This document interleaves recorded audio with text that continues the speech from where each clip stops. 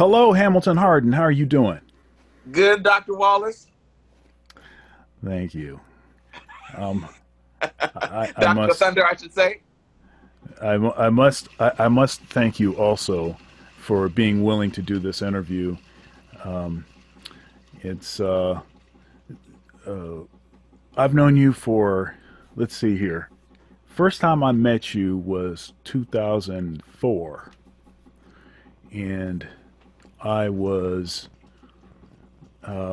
I had applied for a job at Ohio State, and you were a student at Ohio State, and you I remember. graduated in 2004, Yeah. and I applied for the job and interviewed in 2004, Hmm. and I briefly met you at that point, and then after I took the job, you were still in Columbus, and we did some gigs together and things, and um, it's interesting because it seems to me like I think our friendship really got strong when you were in Nashville. Yeah. So you moved away, and then And we then we became cool. yeah, right.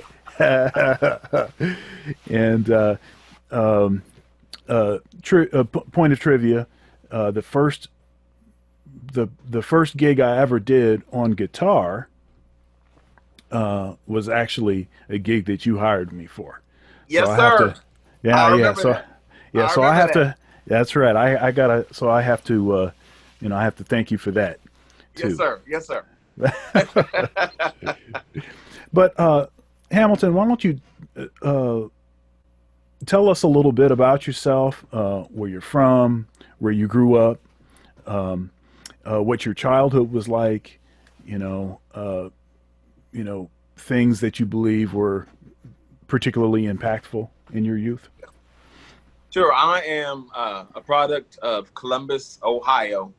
Um, and um, I think a big part of my personal and musical development was rooted for me in fellowship with Christians in the church. Particularly the church I was in, it was a um, Pentecostal church, um, and the music was very.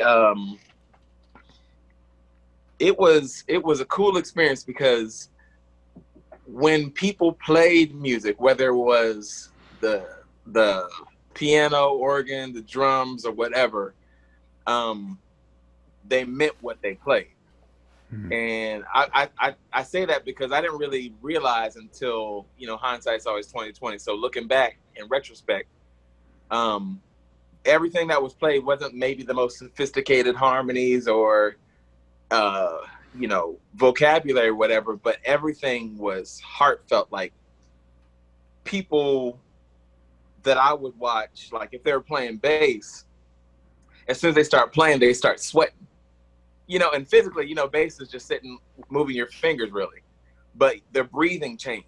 You know what I'm saying? Oh yeah. Um, People would play piano and their faces would turn red. And I feel like one of the reasons why, well, that had a great impact on me because now as I play, it's hard for me to just play like, doing a chewing gum thing, the head to the side. Like it's really, I've learned at a young age to really get engaged Hmm. musically, specifically when I'm dealing with music that um, if there's lyrical content or if there's a context that is directed towards God, like I can't play that passively. And I felt like I just jumped. But let me go back. So anyway, I'm sorry. That's all So right. that's where my whole musical journey started. Playing in the church, I started playing drums at my church when I was about 6 or 7, and at the time there were about 9 drummers at the church. It was a small church, but there was a lot of music. So it's like 9 drummers, and so I was like, man, I want to play. So uh, because I couldn't play drums all the time, I started playing the piano, and by the time I was about 12, I became the church organist because the previous organist, her husband started pastoring a church. And so she went with her husband to, they pastored the church together. And so started playing organ there. During that time, in about 6th grade, my middle school years, I started playing saxophone in like the band program in Grove City, Ohio. Shout out to Grove City. And the middle school years were a cool time because that was one of the first times I would walk into a band room where you could look out and you see xylophones and you see concert bass drums and so I had access to a lot of instruments. And so I just like to make music, and I just feel like each instrument has a different voice. And that's why when people ask me now, what's your favorite instrument? It's hard for me to say because I can say things on the drums that I can't say on the flute. I can say things on the flute that I can't say on the guitar. Each instrument has its own voice. But for me, middle school was exposure to all these different instruments. And then skipping ahead to high school, I played alto sax in the marching band. But the cool thing about that, you have marching band season and you have concert band season. So during the concert band season, all my friends had like a marching horn that you take outside that's sort of not your best horn. And then you have your concert band horn that are, more of the expensive horns. Well, during concert band season, they would let me borrow their marching horn, their marching trumpet, the marching trombone. And so I just went to town. And I just like to play. I didn't even call it practicing at the time because I didn't feel like it. I was just having fun playing music. I think practicing starts to get it when you start talking about discipline. And that comes later. But I think I just started getting exposed different. I started on with the brass family. I started playing trombone. And then I realized, okay, this equals open position with the valve. First position equals this on the trumpet, on the tuba and trumpet. And I started making those correlations. And that was sort of my interest into the brass world. Woodwinds, because as you know better than I do, because you play saxophone, generally a lot of the woodwinds are very closely related, like flute, almost the same exact fingerings, just different embouchure. Clarinet was a beast. Clarinet, I call the acne stick. The clarinet is by far, for me, the hardest instrument I play. It's a beast. But you have the woodwind families, and then, like I said, because I can play valve instruments, I can play euphonium, the tuba, the trumpet, trombone because of the learning slide positions. Rhythm section, drums are sort of its own thing. Keyboard is a really good instrument to start on, and I'm glad I did because it's a visual instrument, and a lot of connections musically happen for me just by looking at harmony, how it lays out on the piano. Guitar, bass is sort of its own family. So I sort of learned instruments in families. And so I guess moving forward past high school, in high school, I got introduced to jazz. I got introduced to Michael Brecker and Branford Marsalis. And in the saxophone lineage, I sort of went backwards. If you would have asked me in high school what I thought about Sonny Rollins, I was like, oh man, his sound sucks, man. He doesn't have like that focused sound, But now Sonny Rollins and a lot of the older players in the lineage are my favorite players. But starting out, I was into fast and loud. So, which a lot of young students are. So I was definitely into Michael Brecker, who I'm still a huge fan of. And then Branford Marsalis I parked on Branford for probably a good 8 years. He is currently one of my favorite saxophonists, but at the time, he really, I don't know, something about him really resonated with me. I am aware of that. Yeah. and so getting introduced to jazz sort of opened my mind up in a lot of huge ways. I started playing with who was local trumpet player at the time, a guy named Perez Whitted, who currently is professor of trumpet, I believe, at University of Chicago. But I started playing with him when I was about 16 in the jazz clubs in Columbus. And that was sort of my exposure to the live jazz experience. After that, started doing regional tours, which turned into some, national touring, which even turned into overseas touring. By the time I was, 19, I've already been to Europe 2 times. And so things started to open up for me there. During that period, I also started to get into production a lot, studio production.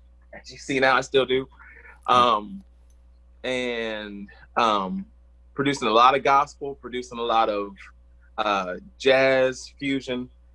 And then skipping ahead, I feel I'm trying to sum up my life. I moved to Nashville, Tennessee in 2011, and I started touring on drums with a blues artist. And probably my first year in Nashville, drums is all I played. And then word got out that I played piano as well, so I started playing piano. And Nashville was a cool city because, like any city, you have cliques. But what I learned to do is start to work different cliques. So in certain cliques, I was just the bass player. They didn't even know I played drums or keyboard or saxophone or anything. In certain cliques, I would just be a keyboard player, and sort of learning just to work in that way. I started touring with Kirk Whalum, who I can't say enough about that dude. Just as a person, of course, musically, but really off and on the bandstand, just a great dude. I remember my first gig with him. It was in Houston, and I was like, I'm playing with Kirk Whalum. I'm about to show him everything. So I got on the bandstand, bam, bam, bam, bam, 12-finger chords. I want to give it all, whatever. And I was like, yeah. So I got an airport coming back on the way to Nashville, and I got a text from Kirk, and he said, hey man, you sound great. You played about 200% too much, and if you ever want to work with me again, you need to learn to listen. Ouch. But he gave me another chance, because he didn't have to do that. I mean, he could have just been like, nah, I don't like that cat. Next. But he gave me another chance. The next gig we did, I forget where it was, but I took every piece of advice he gave, what he likes, what he didn't like. And I remember mid-concert, he even came, he's like, now that's how you play. And that meant a lot. And from Kirk, sort of opened up to, I started playing drums for a group called BWB, which is Kirk Whalum, Norman Brown, and Rick Braun. It was like a smooth jazz super group. And then the keyboard player got busy, and so I moved to keyboard in the band, and Kirk's drummer took over drums. That turned into me playing with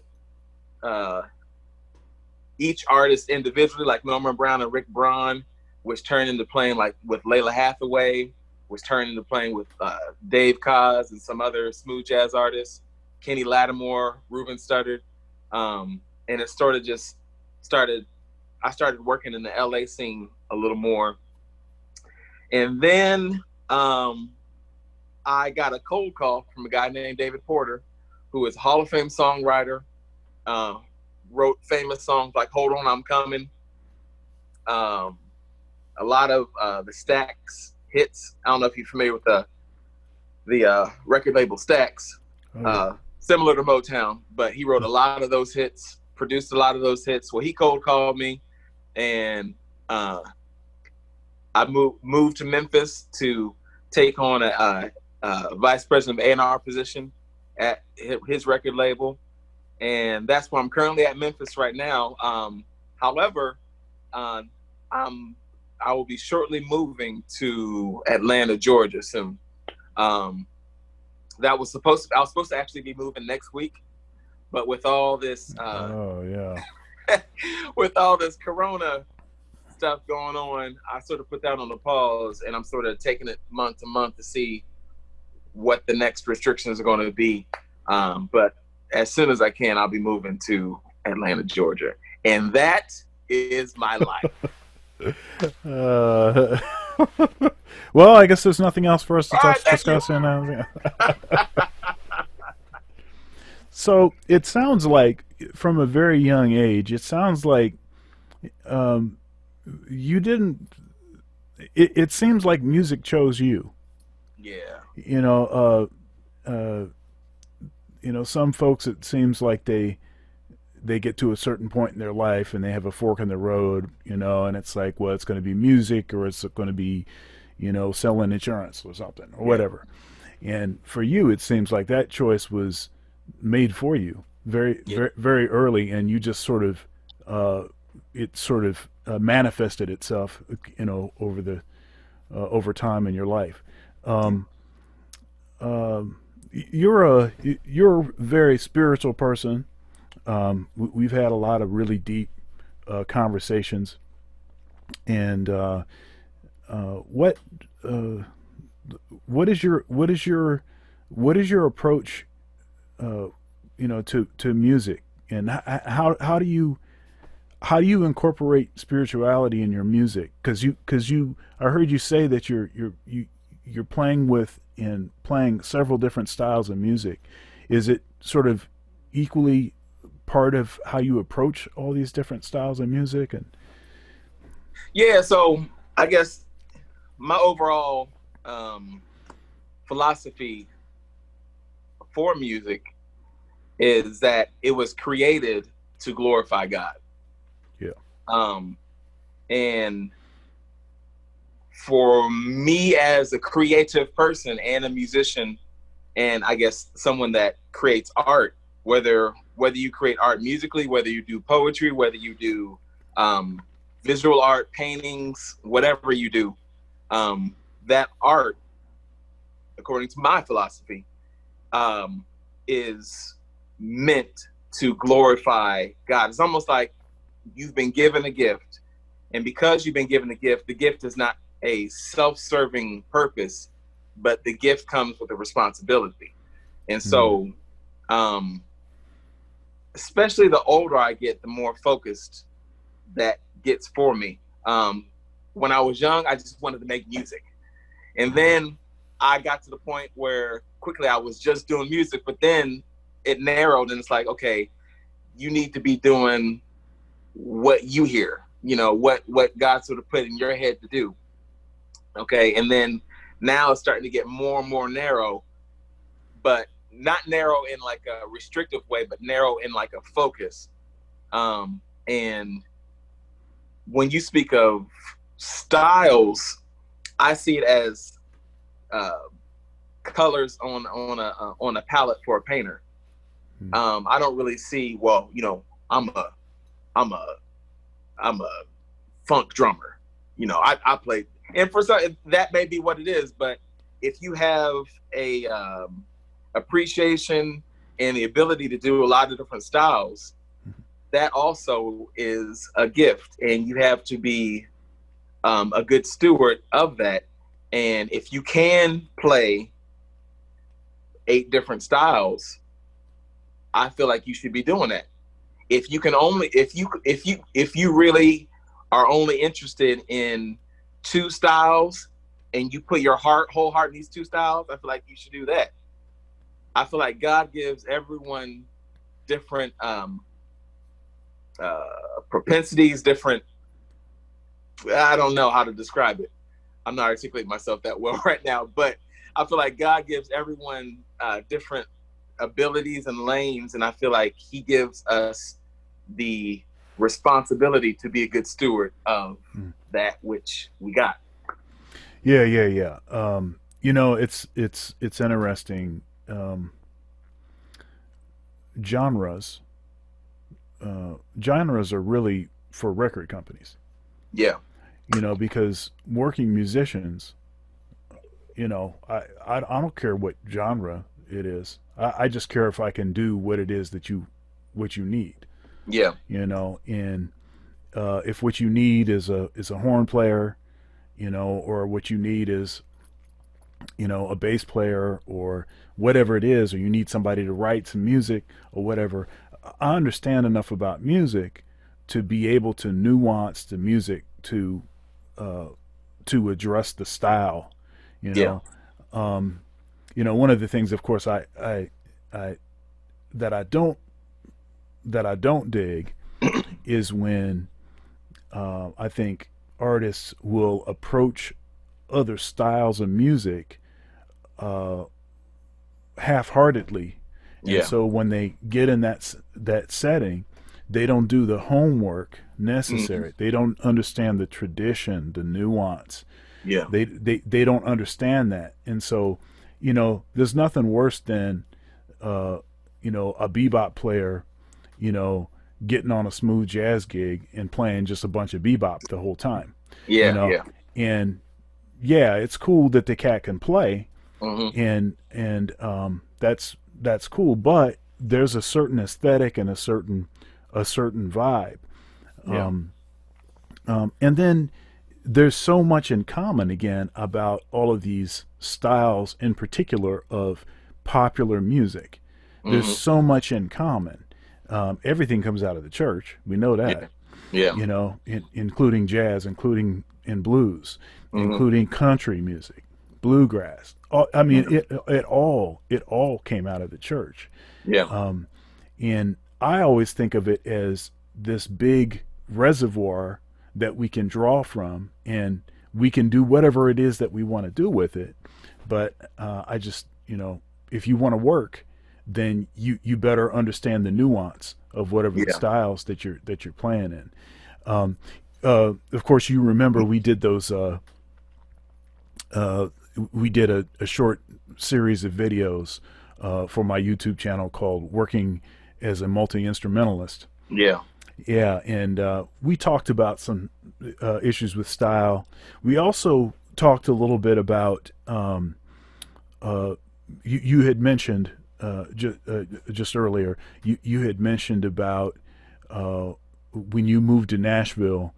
I mean, all you played was drums for a long Hmm. time, and Hmm. it took a while. And you suggested that you have found a way to basically work in cliques where Yeah. certain folks don't even know that you play other instruments. Yeah. Um, uh, why is that? Well, I think you should always spend your time where you are valued and appreciated. Mm, And one thing I for people always uh, re- um, categorize you on, and this is my opinion, on what they first heard you on. yeah, So if you first hear me as a keyboard player and then I sit on the drums, you see me as a keyboard player trying to play drums. right, As opposed to if I get into a fresh environment where you have no idea who I am and I sit on the drums, right, I'm a drummer and you take me seriously. And so a lot of particularly in Columbus, a lot of people knew me as more of a keyboard player than anything else because of playing around and in churches and with different groups and stuff. And then when I sat on the drums, it was like, oh, okay, oh, he's trying to keyboard player trying to play drums. I was like, okay, okay, I got you. But when I moved to Nashville and I started playing in circles where they didn't know me, I sat on the drums and it's like, whoa, who's this drummer? And so I realized, okay, they appreciate me more in this setting on this instrument than in this setting. And yeah, then, because I got my degree on saxophone, in some certain settings, I was a saxophone player. But if I sat on the piano, oh, he's a saxophone player that got some keyboard skills. It's like, okay, come on, man. yeah, I just like to make music on whatever I'm playing. right, I think, and this is not faulting anyone. I think we just maybe as people we put things in categories to make sense for us. And for me, I don't like to be limited in uh, someone else's category. What am I trying to think? Category. Help me out. categories. Thank you. Yeah. Kettle got, you You, know what I'm trying to say. But anyway, in someone's categories, yeah. uh, I don't like being like limited in that, and so it's just real important for me to be able to be whatever I am in that scenario. You know, I think it takes a certain amount of maturity uh, not to feel like you have to tell people all the stuff that you do. Yeah, You know, um, and it took me a while. It's taken me a while to develop that because and it's not as much because I feel like I need to show off or I need everybody to know I'm the baddest dude or something like that. yeah, It's not that at all. It's just um, all of the stuff that I do, each of the things that I do, it expresses a different aspect of my personality. yeah, And so it's almost like I want to be known, yeah, by people. Uh, but I think it takes a certain amount of maturity to get to the point where um, you can just like somebody you get introduced to someone and they say, "Hey, so what do you do?" And I just say, "I'm a saxophone player." yeah, You know, um, I think it takes something to be able to do that, which I think uh, uh, is prerequisite for you being able to go to a new scene and just play on drums hmm, and you know and for people to just think that you're just a drummer, yeah, yeah, you know. But hey, if you're working, you're working. So right. don't knock it. Um, so you talked about some bands that you played in and some projects that you've been involved in. Uh, I want you to talk also about some of your own projects that you're Yeah. doing. But in addition to those, what are maybe what what are maybe some of your favorite experiences that you've had in music? Yeah, so I guess for my own projects, back in 1999, 2000, um, I came out with my first project. It was called Resurrection Suite. I started it in the summer between my senior year in high school and my freshman year in college. Um, it wasn't until, man, 12 years later that I started working on my next project, which came out in 2014 called Just Want to Say. And then it's another, now in 2020, I'm planning on releasing a project called Pray in, in June. And so um, I think to answer your second question, my favorite moments of all those are the final product being done and sitting back and listening to it. Mm-hmm. I do not enjoy the process. Mm. Like having an idea and completing an idea or starting an idea is sort of easy. Like you get inspired and you start something, but to complete a project is, especially if it's not, something that can be quickly done and something that takes a lot of scoring, something that takes a lot of, you know, preparation, mixing and all that stuff. All those processes, like you got to stick it through to finish it. And so when the process is done and I'm actually able to sit back and listen to it, um, that's always meant a lot to me. I've sort of sometimes I used to get anxiety about um, the music that I do or the art that I create being accepted by others. Um, and the older I get, the less I care. Um, and I see that as um, whatever you see the function of your music um, fulfilling. So if I'm doing commercial music and the intent of it is to be commercial, the focus needs to be finding what the consumer wants and going into their world and giving them what they want. When you're doing artistic music for art's sake, the focus becomes bringing the listener into your world. And I feel like that's a realization that helped me to sort of categorize what I do. There's some music I do that is, we're strictly aiming for the Billboard charts. And I've been blessed to be able to be part of projects like that and be on the, made number 8 on the Billboard charts, like great. But then there's other projects of my own that are more artistic in nature that I get fulfillment when people say, I heard where you were, and when I listened to your music, I felt emotions I've never felt before. That means I was able to bring them into my world and impact them that way. And I feel like everyone has, and I don't think, I can't knock someone else for what they do, and I don't think they should knock me for what I do. I feel like everyone has different lanes, whether it's more commercial or more artistic. I think being comfortable with whatever you're doing and going at it full force is what's important. And so for me now, like I said, the older I get, it's just getting way more into, okay, I just need to do what I'm hearing.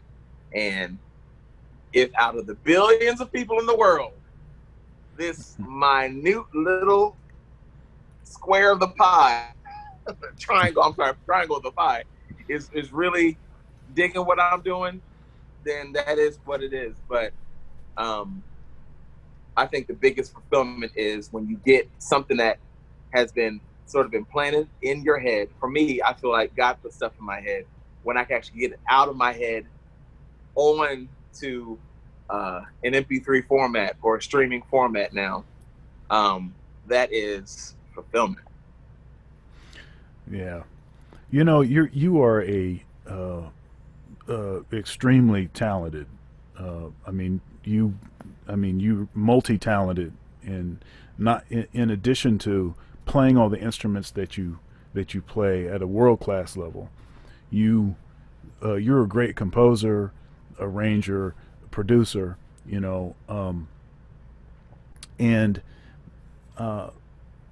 what's your inspiration? And if you can, try to itemize for the different things that you do and the different hats that you wear.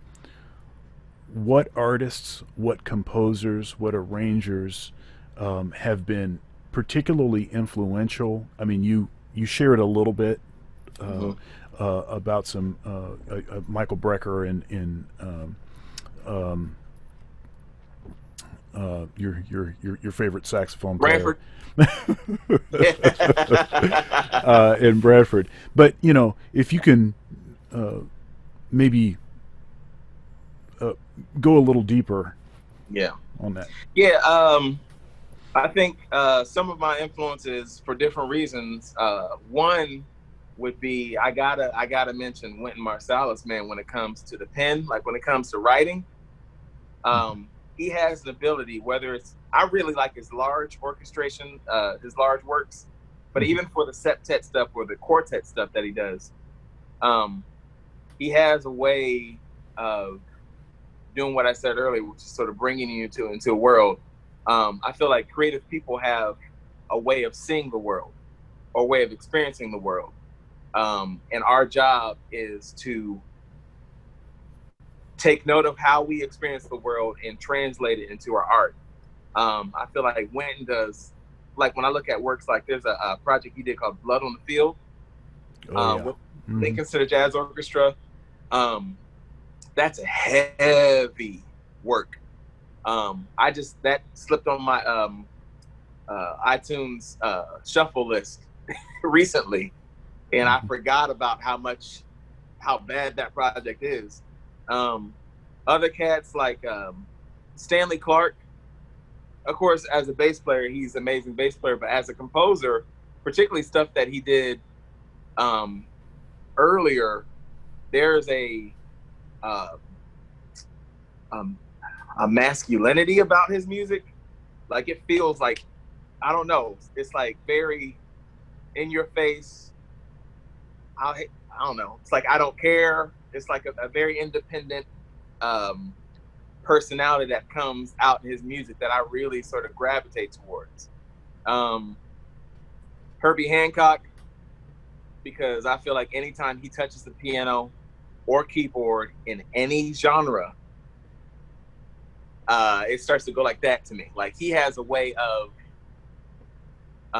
if he's playing funk, if he's playing a ballad, if he's playing classical, he finds a way to imprint his individualism in it in such a way that if you start to understand his voice, you start to hear what he says, and it's like he speaks very well. I'll just say that.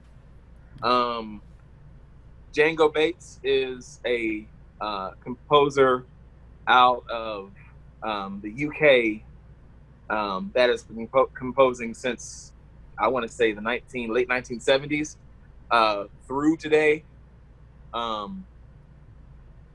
Danilo Perez, particularly his earlier stuff, I think his composition is really strong. Recently, I've been doing some posts that, for me, have inspired by my influence of Take Six, which is a gospel group. They have a way of, the way they voice harmonies and their arrangements had a big impact on me.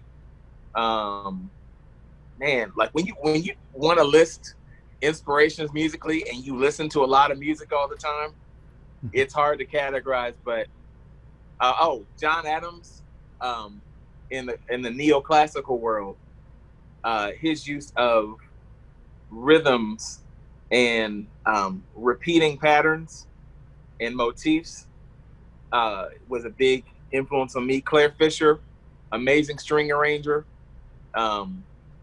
I mean, well, he, in my opinion, he's like one of the best string arrangers. You know, he's passed on. I think he died in early 2000s, maybe. But a lot of his works have been really influential on me when it comes to string arrangements. And then, honestly, you know, people that I've played with over the years. Like I toured with Christian Howes, violinist, who's one of my close friends, but also he's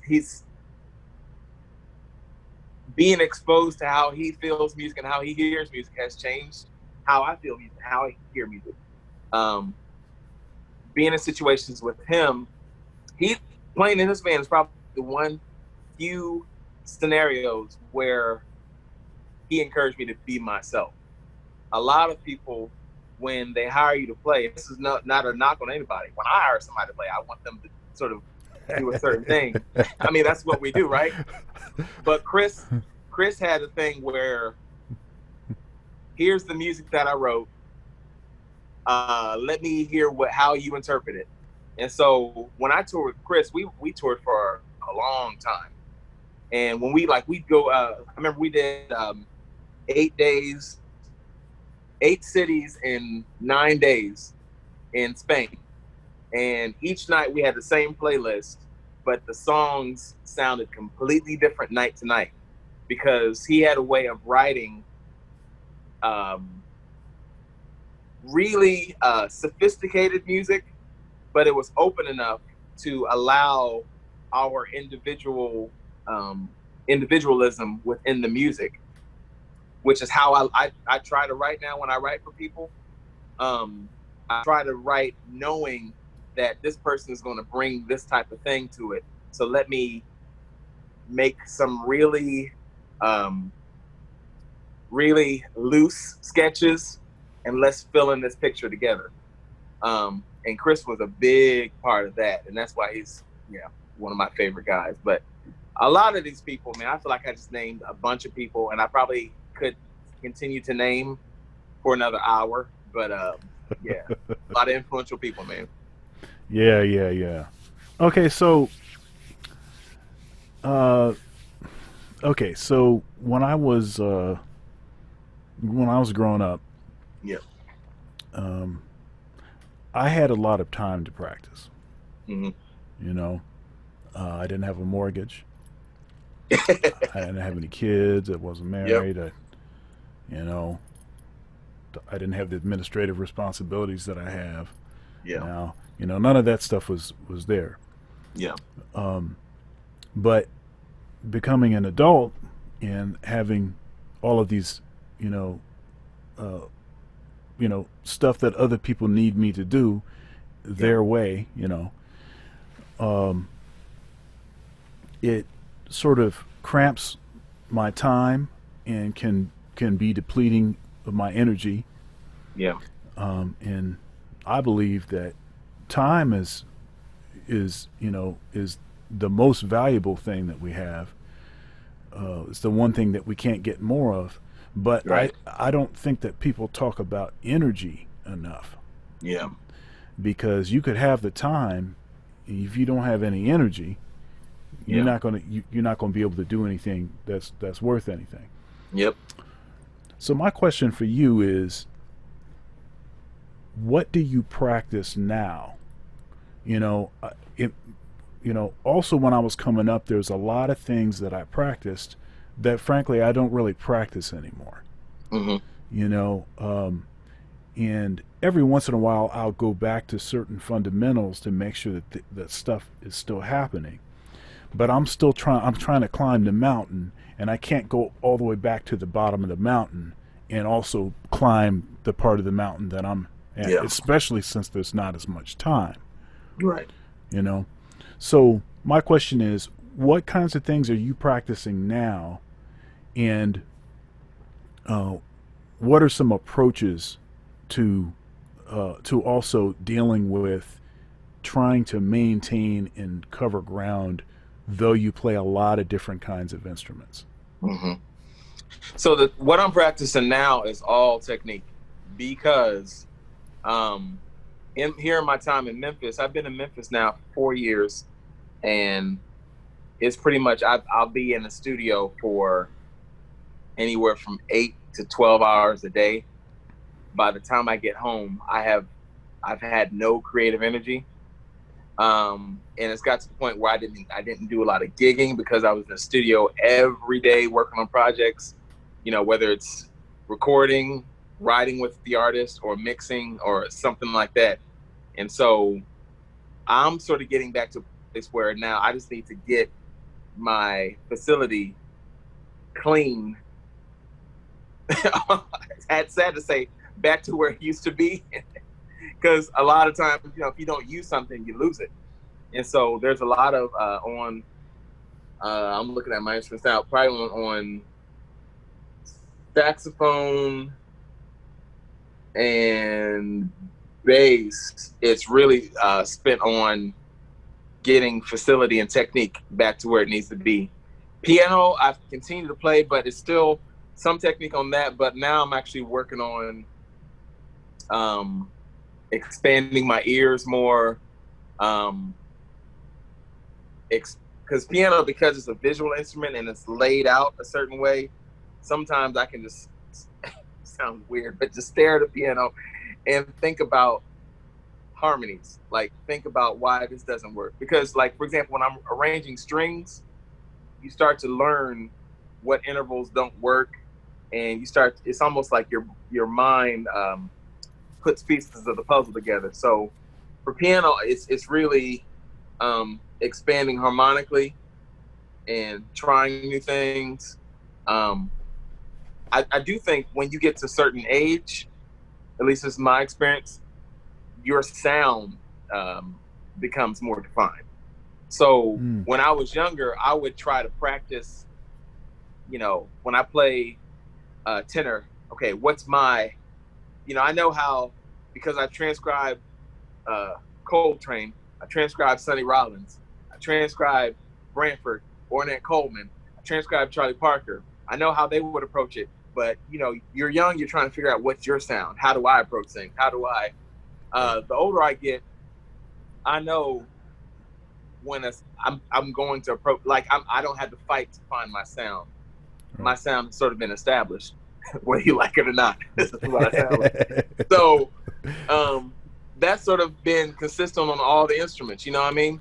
Like when I sit on the drums, I have a sound. When I sit on the piano, I have a sound. On the bass, I have a sound.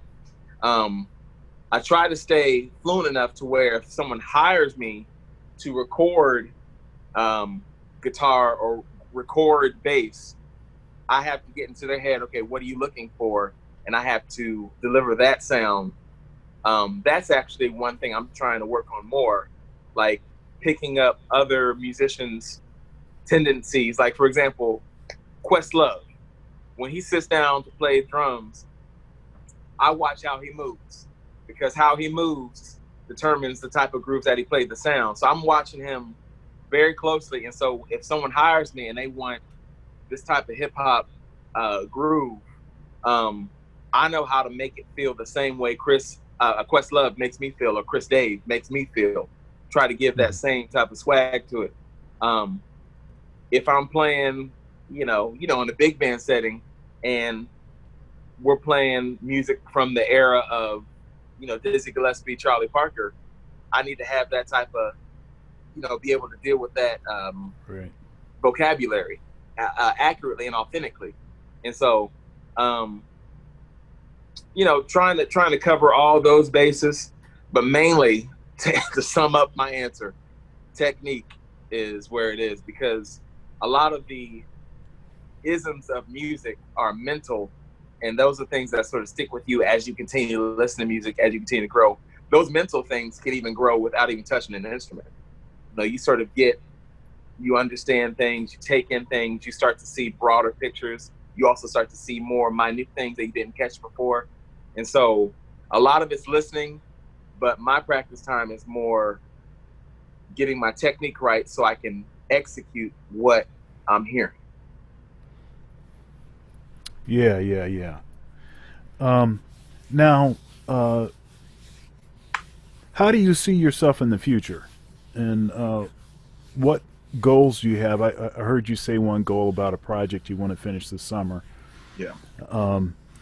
But included in this question, you're a pretty introspective person, and you're a spiritual person, and I know that you, in your mind, you have certain areas that you're trying to grow personally. That if you were a musician or not, just things that you're trying to grow in. To the degree that you're comfortable with sharing. Yeah. Go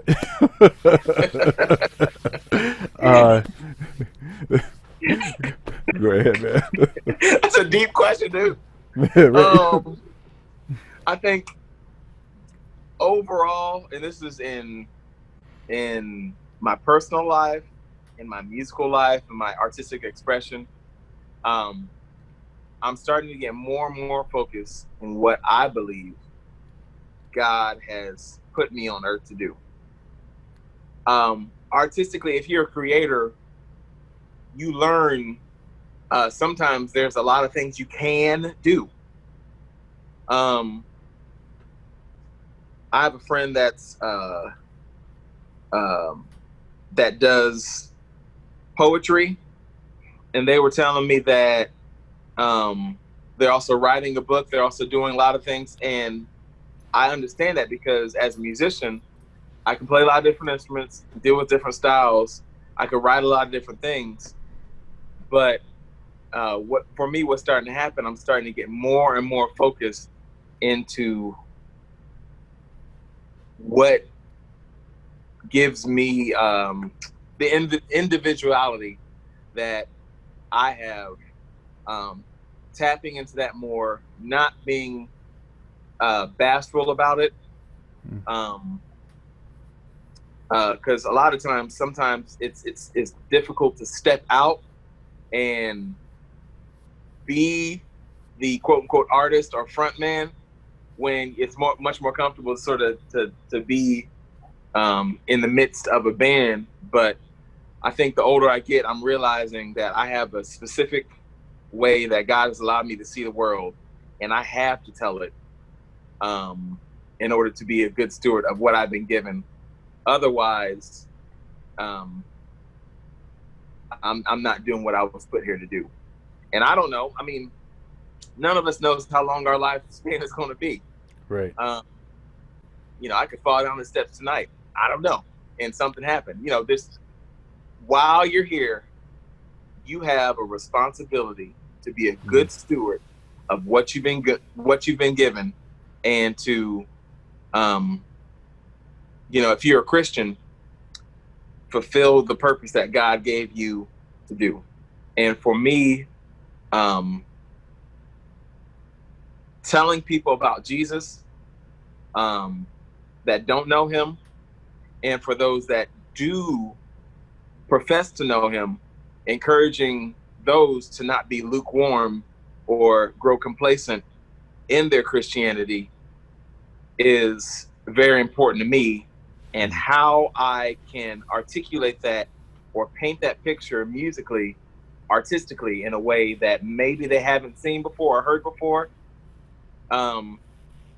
that's my goal. And sometimes the music comes to me very commercial, and I know people are going to get with this.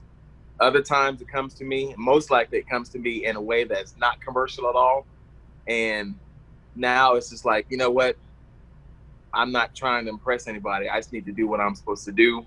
Even if my reach is 0.0007 of the world, whatever that percentage is. Yeah. And I need to do what I'm doing and market it in a way that 0.00007 gets it. Yeah, that would still be a lot of people. And I'll messing with you, man. Man, you like I said, you're a tremendous musician, and you're also one of my favorite human beings, and that's often does not reside in the same person, to be a tremendous artist, but also pressing to be a better person. And every time I talk to you, I feel like you're, we talk about being better people, better fathers, better stewards of what it is that we've been given. And you're also very lighthearted. We laugh a lot. We've laughed a lot in this interview, which I knew would happen, and thanks so much for being willing to do this. Why don't you tell the audience here if you have any projects or anything that you want to plug or promote that you have coming up right now. I know a lot of things have been canceled, but maybe you have some stuff on Facebook and Instagram, and your website, and maybe call out your website or something. Sure. Well, I try to make it very easy to find me. It's just Hamilton Hardin, HAMILTI. Well, let me try that again. I had too much coffee. HAMILTON HARDIN, Hamilton Hardin. That's my handle on Facebook, Instagram. I'm trying to push people more towards Instagram because my Facebook page just capped at the 5,000 friend mark. So follow me on Instagram. Projects wise, just want to say it's still out there, and I think it's still relevant music. So I would definitely encourage you to check that out if you haven't heard it. It's on iTunes, Amazon, Google Play, all the major digital platforms. And I have a new project coming out, an EP coming out in June called Pray. And it's a 5-song EP with a bonus song at the end, so technically 6 songs. But it's really poignant music. Encouraging people to do exactly what the title is, pray. And I think it's a very relevant message. I started this before the Corona situation even happened. And so now I think it's even more relevant. Well, prayer will never not be relevant, but I definitely think it's relevant now. And I talk about different aspects of prayer on each track. And musically, it's covering a lot of different genres. This is probably, I'm very proud of the music that's coming so far. Some of it commercial, some of it not commercial. But if you'll allow, as a listener, I think it becomes easy to sort of come into my world and sort of experience things how I experience it. And so I would love your support with that. When it comes out, please, any post I put, I would really be appreciative if you all share, pass it out, spread, word of mouth is very important. And it's also free publicity for me. So it helps get the message out there, get the music out there. And I cannot do this without the support of my people. So please support your boy. Definitely. God bless you, man. Thank you so much for doing this interview. And I'm going to put your website in the description of this video. Yes, sir. All right. God bless. All right. Thank you.